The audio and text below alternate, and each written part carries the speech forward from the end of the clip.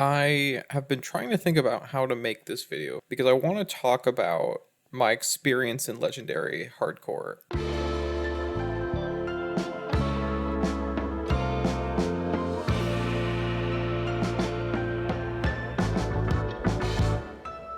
Unfortunately, I didn't start really recording anything until I was much deeper into the game because I also didn't expect to like it so much.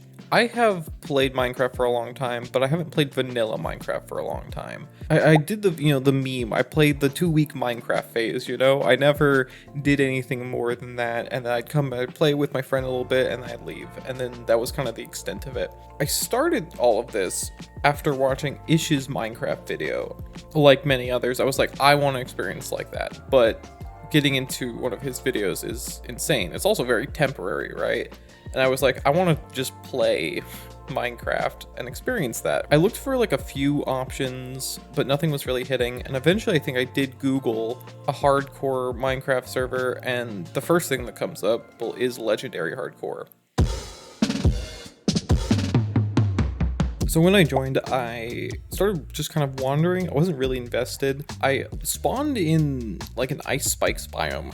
My normal Minecraft flow of go punch a tree, go find a place to make a house was kind of disrupted because my first like 30 minutes of playtime was me kind of wandering to get out of the ice. And eventually I found some structures and I got further and I wandered through what I didn't know at the time was spawn. And it was like this big area of grassland and farms and all this stuff. There was an ice highway and it was heading out of spawn. I guess let me just go further out to find a cool place to make a house. At one point something had gotten to my head. I was like, it would be really funny because my username is 7ark to make a house at 777 by 777.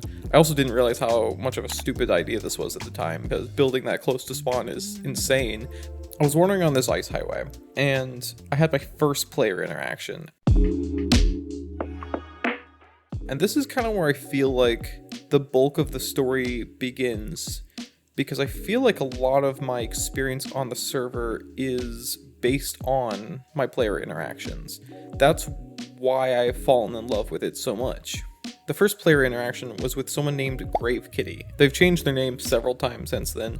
I was a little unsure. I tend to believe in people. They didn't seem to be too hostile. I just said, hello, I'm starving, because I don't think I had any food at that point. I'm pretty sure they threw me some kind of food. It could have been beef or maybe golden carrots. Something I was like, oh my god, this is so nice. But I know they threw it and it landed in the water. I was like, oh shit, 1 second, my inventory is full. So I tossed out some random shit and dove into the water and get it. And then they put down a shulker and gave me an entire shulker. I was aware of shulkers, but I had never had one. I'd never used one. Same thing with elytras and all the kind of modern Minecraft stuff. And I was like, this is so incredibly kind. It gave me good vibes about the server, about the population, about people. I was feeling really happy about that interaction.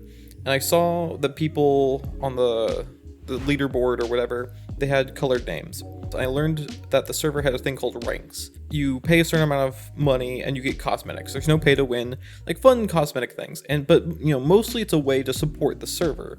People were welcoming, particularly that interaction with Grave Kitty stuck in my mind.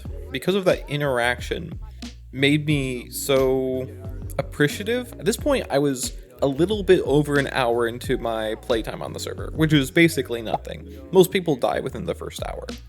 And so I was like, you know what? I'm feeling good. I'm gonna buy a rank. And not only did I buy a rank, I bought the highest rank. And I did it and then announced it to the whole server. And people were fucking shocked.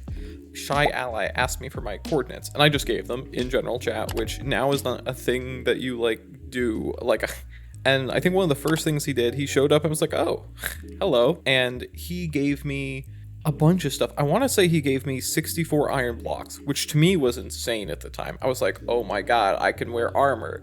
And so I'm looking at the past messages. I was also watching MasterChef at the same time. So I was watching MasterChef while doing all of this stuff. I probably would have died if not for all of these interactions, which is why I also think it's so interesting.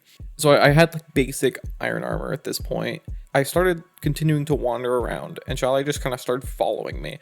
I was just kind of accepted it. I didn't question it much at this point. I think I would be maybe suspicious now over something like that, but he was just kind of following me. So I went to 777 by 777 in the Minecraft coordinate system, and it was like a swamp, and I was like, I can't build here no matter how funny it is. But I was like, okay, if I can't build here, what if I build at like 777 by negative 777? And so basically I started going to every corner of the 777s, and eventually I think we got to negative 777 by negative 777, which was by like a big cliffside. There was also like a ruined castle nearby. I was like, this is perfect. I love this. I can make a castle on the cliffside.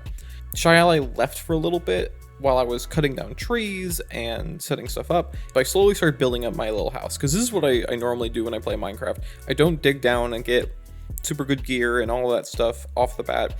I just build a house, and then I focus on building first and foremost, and so that's what I was doing.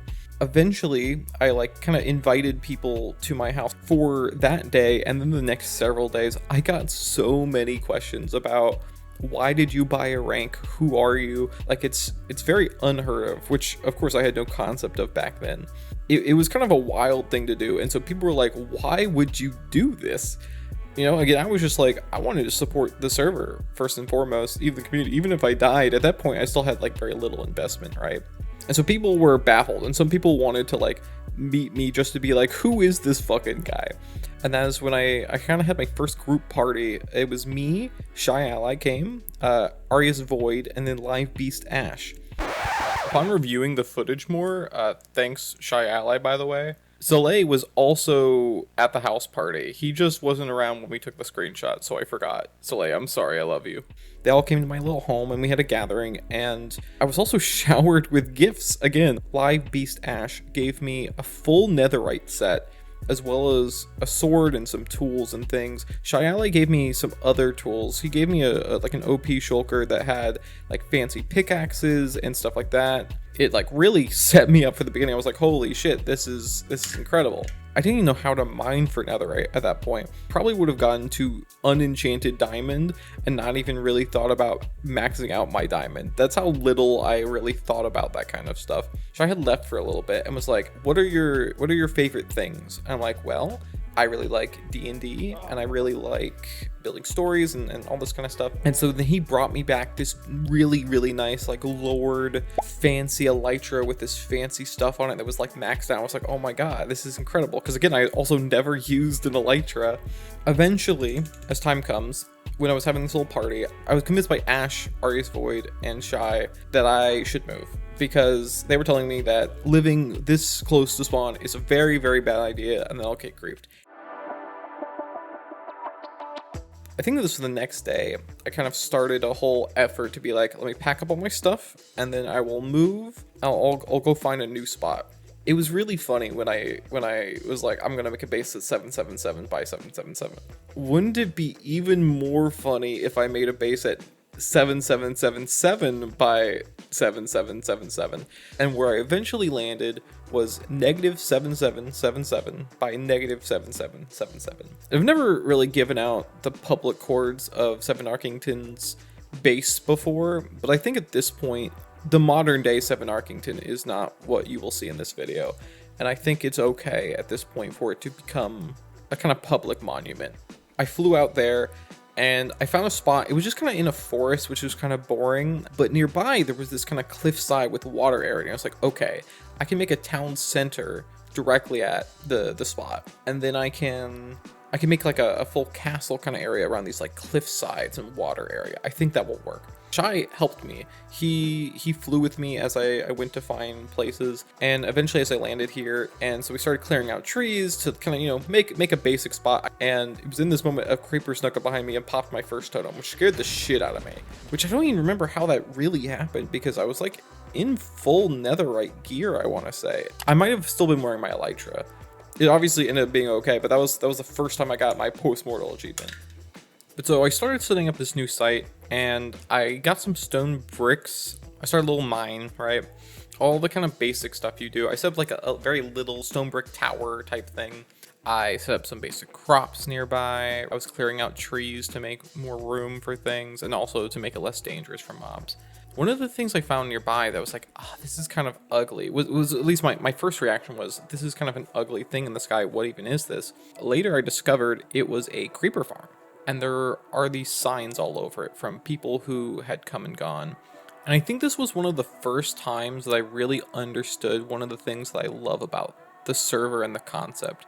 This concept that everything that you do and everything that you build, you leave behind for other people to find. And maybe that affects them, maybe it doesn't, but it's something that you're adding to the world that isn't erased. Like, you can kind of try to erase it, sure you could. It's so difficult, and everyone kind of leaves their own legacy, big and small, right?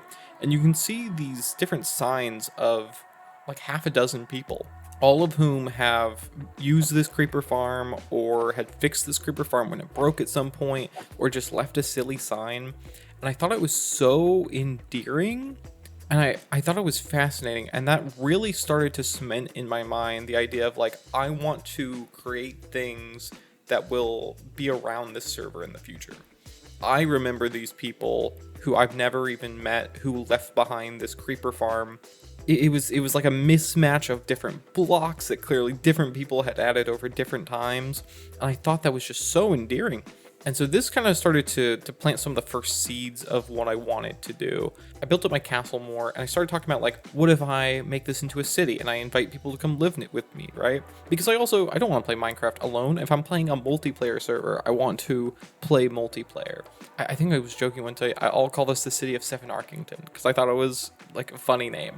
And so I kind of started referring to it as that, and was playing with the idea of inviting people. I started making a little tower where you could have public player books, like a public player library, which I thought was very cute. And I started interacting with more and more people, and some of the details of everyone who came through is kind of fuzzy.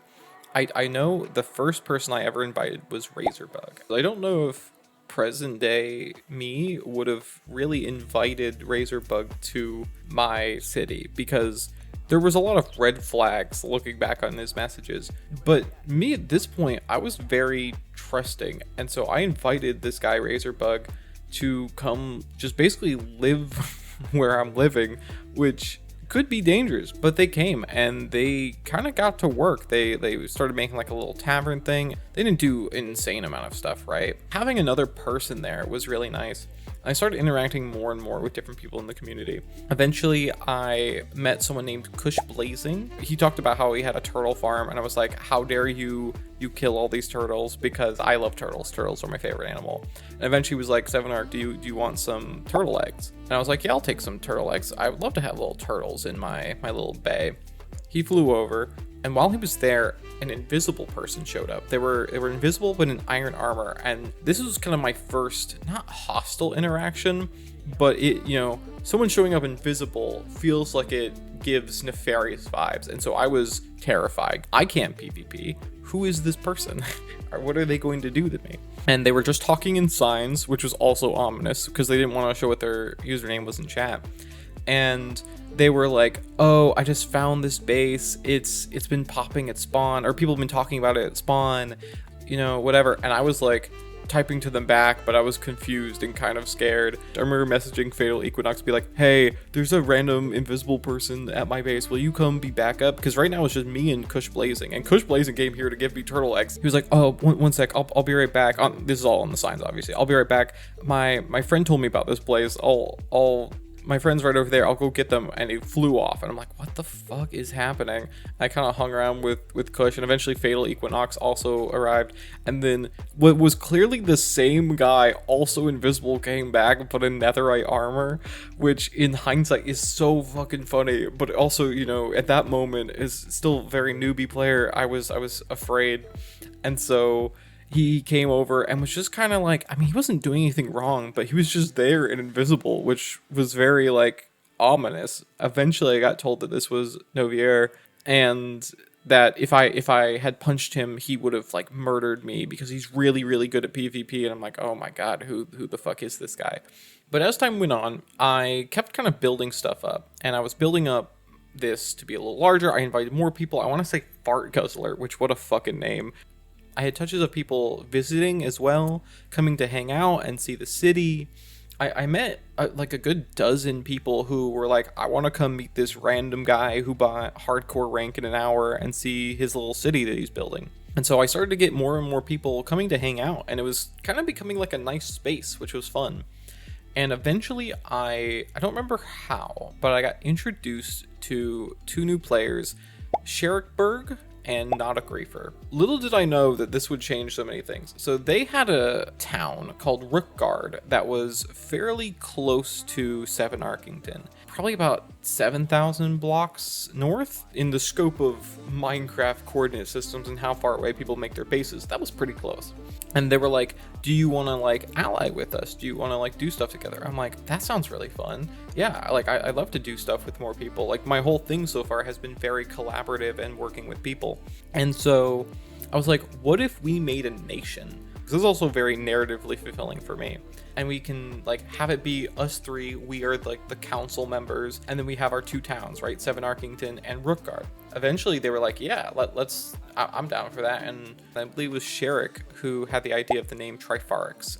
I eventually made a Discord for it and started inviting people, and I wrote a constitution, and it was very fun kind of RP-esque Minecraft stuff. And more people were getting wrapped in. Things just started to line up.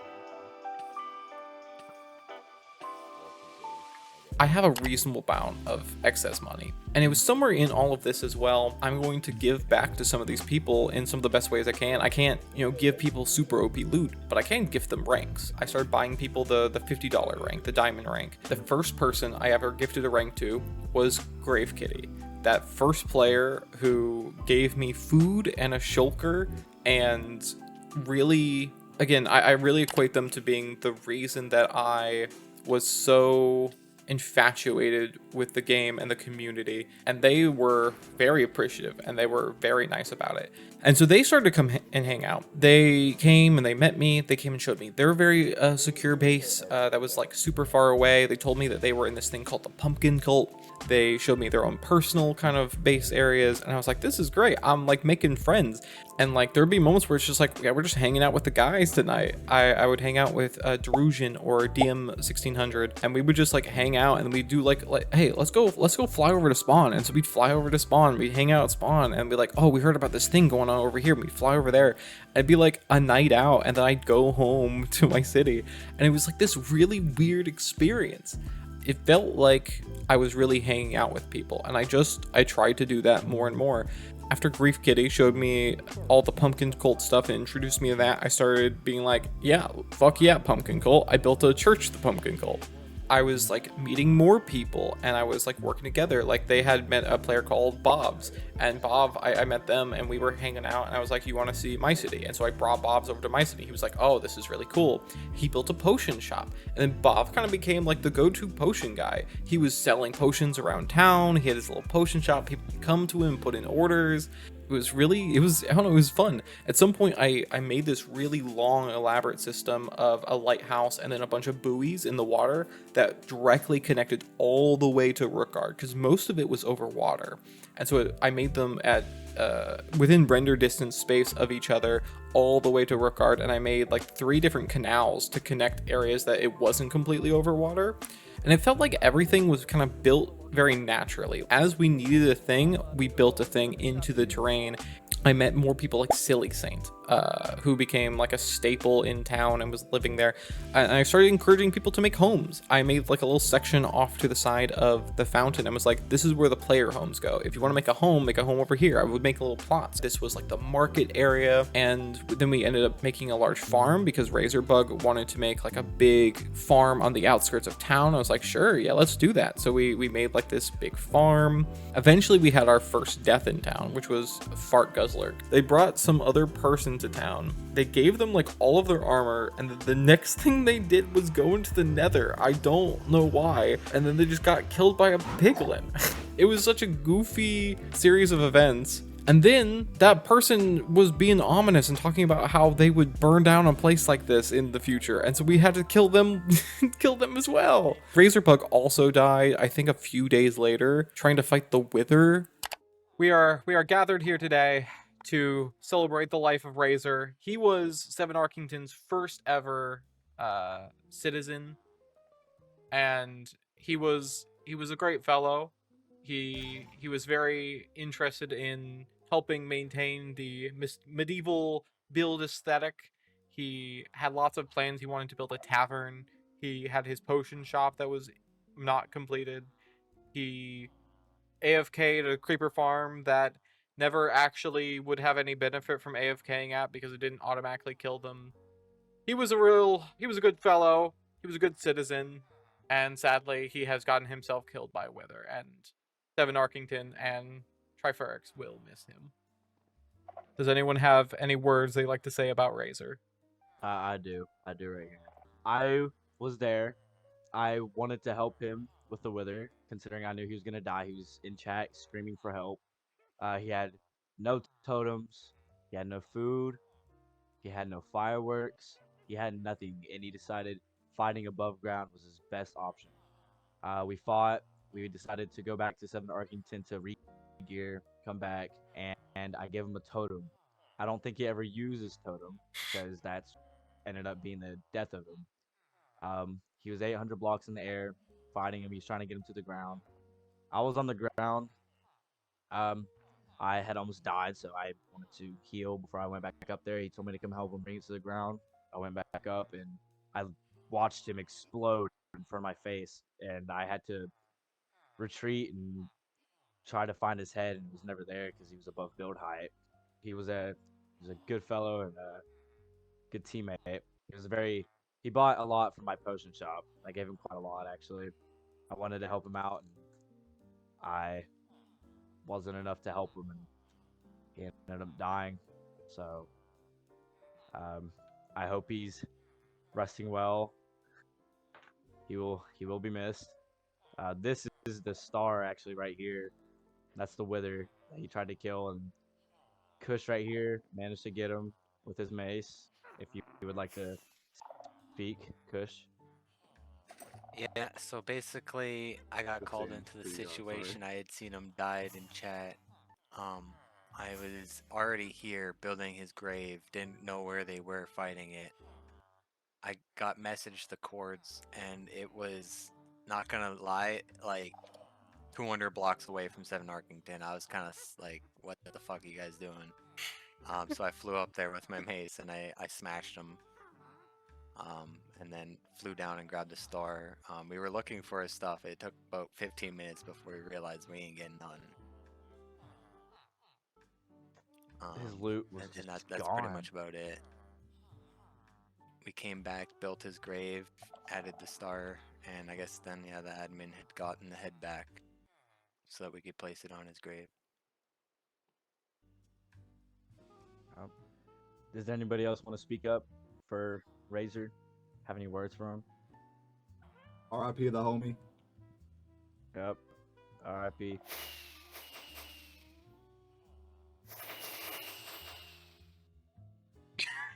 Why was I kicked? At this point, I was starting to like expand and do more. And then eventually Tiger Grace came. Tiger Grace added a bunch of cherry trees and they built a little bakery. And as more people built homes in the kind of housing district, it started to feel full and it started to feel like a proper city. I made a little tavern. And since at this point Razorbug had died, I named it the Razorbug Tavern. I want to say at the height of 7arkington, there were 30 people on a resident board. Any given day I entered the town, there were just new people there. There were new people there. There were new people doing things. I built a coliseum because people kept kind of macing each other. All of these people felt like they became friends. It was this great sense. And we started like a guard because at this point, the nation had grown kind of large. And sometimes there were threats and sometimes there were things. And I'm not a PvPer. I can't deal with them. We had people like Grief Kitty and Sale, who is great at PvP, among many others. But all of it just felt so good. Eventually started another town entirely for newbies called Port Newton. I opened for like newbies that I don't quite know well enough to bring to my, my good towns of Unarkington, but I want to still offer a place. And some of those people eventually kind of moved over to 7arkington. One notable saga was when we invited these two individuals. They were definitely younger, which of course you don't really know that before you invite them, and then you hear their voices and you're like, oh, and you know, kind of see how they interact and everything else. But there was Carter and there was Cole, and they were friends, and we invited them to town. They were mostly fine. Again, they were kind of young, but like they would harass people a little bit, because you know, people in Minecraft, they kind of fuck around a little bit, right? Even if it's hardcore, they're macing each other for fun, popping each other's totems sometimes, but really only if you're like friends, you know, or know that person's okay with it. But there was, some people were concerned about Carter, I remember, and I remember there was multiple discussions over it for so long. Carter would talk about like, oh, I want a PvP so bad, I want to fight people and stuff like that, and people were like, Carter, that's concerning. He's like, no, I just want to do it against bad people. I was like, that's good. How much you talk about wanting to do it does concern other people, though. People were getting more and more worried, and I know at one point Grave Kitty kind of did a test where they pretended to AFK nearby.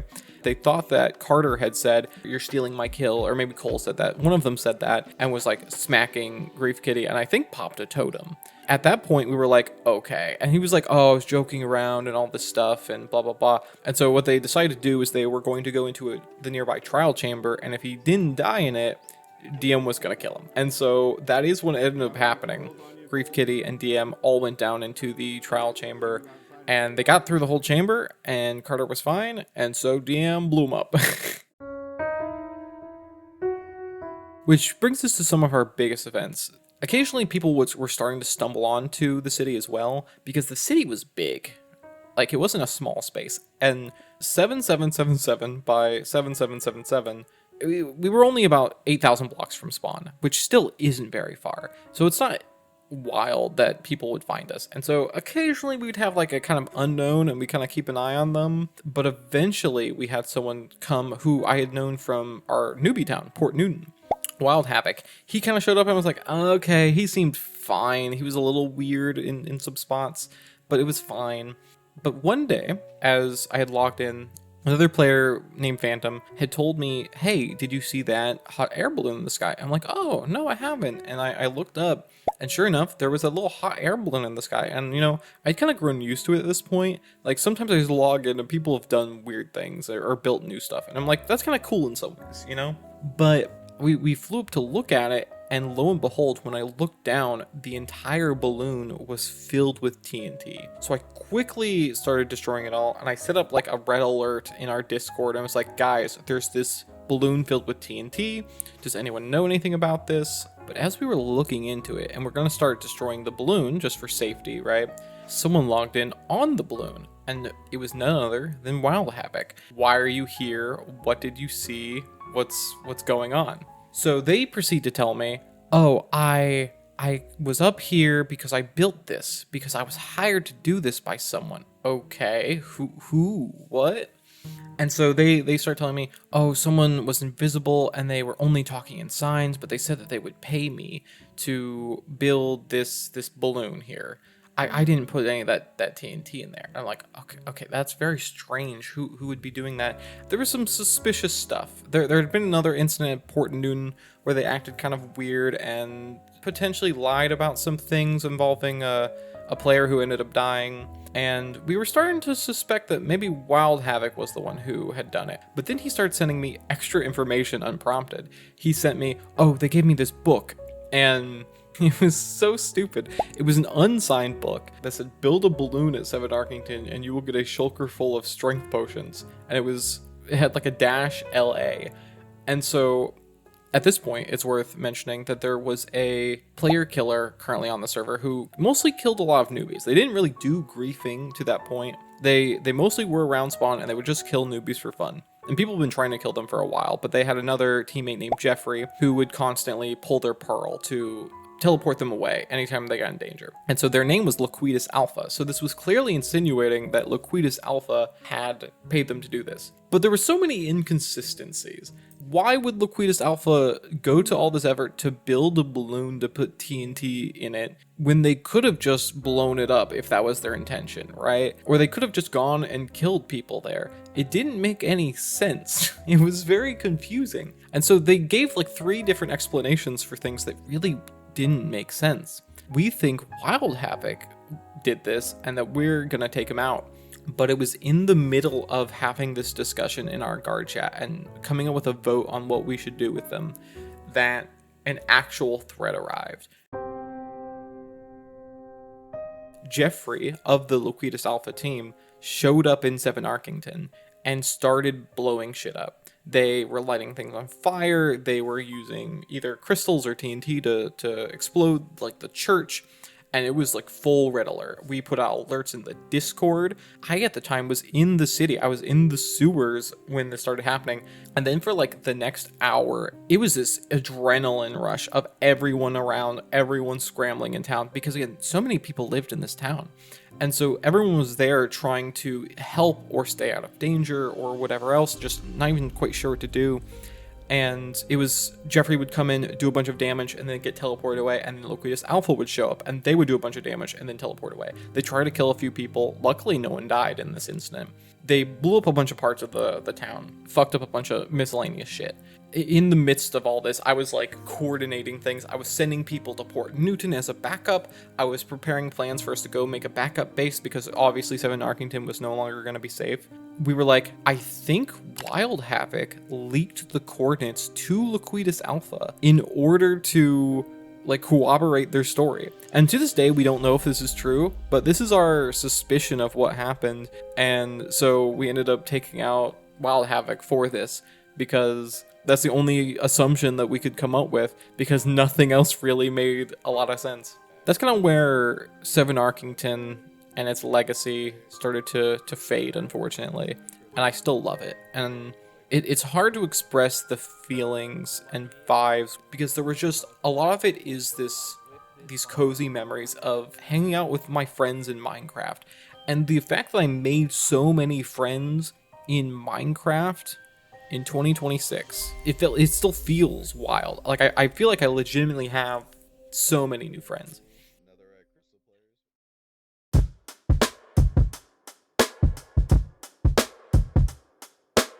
We ended up moving from 7arkington to a new base that would be called New Arkington, and we had quite a few stories there, but those will have to be for the future, for this story is at its end. A lot's happened since I even recorded the audio for this video. I played on several new servers since then, and there's been lots of drama and new stories. There's also been a lot of changes to LHC since then and its culture. I actually ended up starting my own hardcore server too, called Just Another Hardcore. Honestly, little will beat the nostalgia of my first hardcore experience though. I hope you enjoyed this video.